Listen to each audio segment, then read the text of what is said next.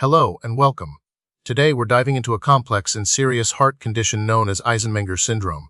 This condition, though rare, can significantly impact a person's health and quality of life.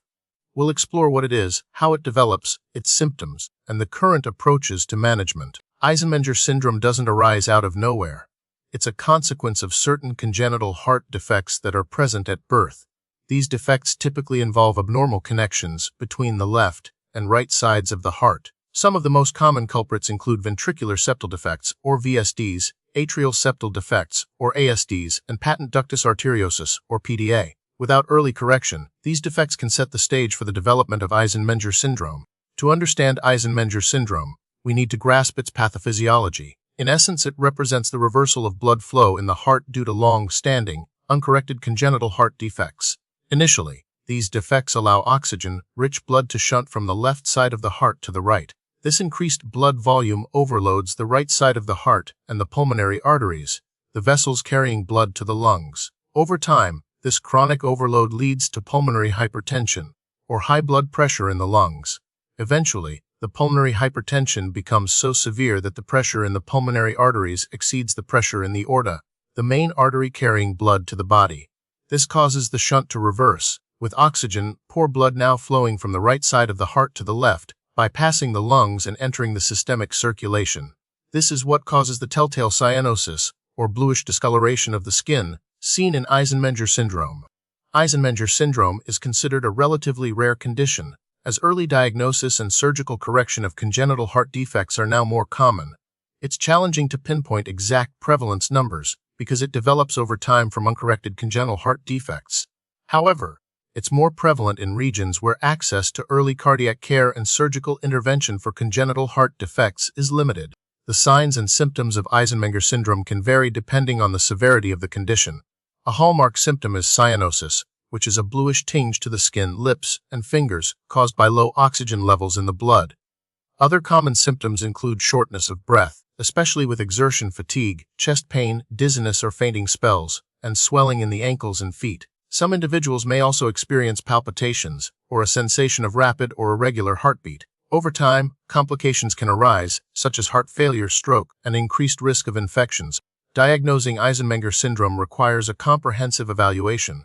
A thorough physical exam is the first step, followed by a detailed review of the patient's medical history, including any known congenital heart defects. Several diagnostic tests can help confirm the diagnosis and assess the severity of the condition. An echocardiogram, which uses sound waves to create images of the heart, is a crucial tool for visualizing the heart structure and function. An electrocardiogram, or ECG, records the heart's electrical activity. A chest X-ray can reveal enlargement of the heart and pulmonary arteries. Blood tests, including an arterial blood gas analysis, measure the oxygen and carbon dioxide levels in the blood. Finally, a cardiac catheterization, an invasive procedure, may be necessary to directly measure pressures in the heart and pulmonary arteries and evaluate blood flow. While Eisenmenger syndrome itself doesn't have subtypes, it's important to note that it arises as a complication of various underlying congenital heart defects, such as ventricular septal defects, atrial septal defects, and patent ductus arteriosus. The specific type of underlying defect influences the initial flow pattern and timing of when pulmonary hypertension develops. Unfortunately, there is no cure for Eisenmenger syndrome. Treatment focuses on managing symptoms, preventing complications, and improving quality of life. Medications are a cornerstone of management.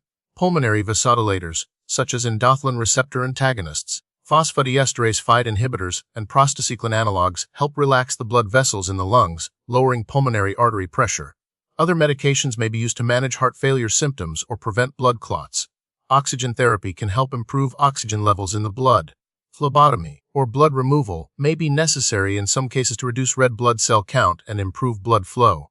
In carefully selected cases, lung or heart-lung transplantation may be considered as a last resort. The most effective way to prevent Eisenmenger syndrome is through early diagnosis and timely surgical correction of congenital heart defects. Routine screening of newborns for heart murmurs and other signs of heart problems can help identify defects early on. Prompt intervention to close or repair these defects can prevent the development of pulmonary hypertension and Eisenmenger syndrome. The prognosis for individuals with Eisenmenger syndrome varies depending on the severity of the condition and the effectiveness of treatment. Generally, the life expectancy is shorter compared to individuals without the condition. However, With advancements in medical management, including pulmonary vasodilators and supportive care, many individuals can live longer and maintain a reasonable quality of life. Current research is focused on developing new therapies to improve pulmonary vascular function and prevent disease progression. There's also ongoing investigation into the potential role of targeted therapies based on individual genetic profiles. While challenges remain, ongoing research offers hope for improved outcomes for individuals living with Eisenmenger syndrome.